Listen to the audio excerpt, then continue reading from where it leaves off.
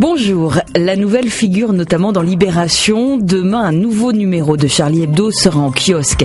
Et c'est reparti comme en 40, pourrait-on dire, puisque dans ce dessin, le journal affirme qu'il redevient, après les larmes, le poil à gratter de tout le monde.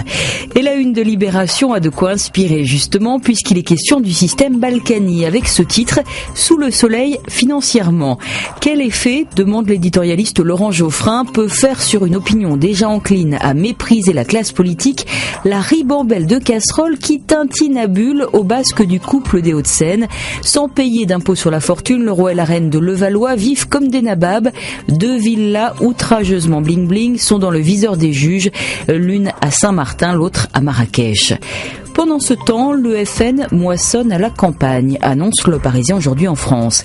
Pour la première fois, le parti lepéniste sera présent dans la quasi-totalité des cantons aux prochaines départementales et on lui prête une oreille attentive dans les zones rurales, à l'image de cet agriculteur qui ne veut plus de la PAC et qui se sent en rupture avec la classe politique traditionnelle. La haine plutôt que la solidarité plutôt que la haine. La Croix s'est rendue sur la petite île italienne de Lampedusa qui tente de garder la tête haute devant l'afflux toujours plus important de migrants. Plus de 6500 personnes ont débarqué depuis le début de l'année et les habitants continuent à se montrer majoritairement hospitaliers. Salvatore, infirmier, a repêché des migrants en perdition. C'est en croisant les regards des rescapés, dit-il, que nous sentions combien notre engagement est gratifiant.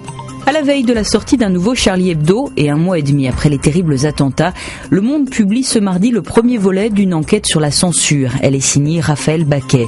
Aujourd'hui, explique la journaliste, la censure se joue très peu devant les tribunaux, à l'exception notable du spectacle de Dieudonné.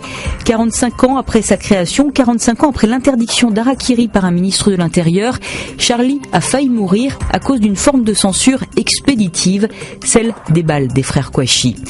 Charlie a failli mourir, Charlie est là, meurtri mais costaud, à l'image de Rhys, qui prend en main la direction du journal. Libé dresse son portrait. Il évoque la protection encombrante mais nécessaire dont il bénéficie.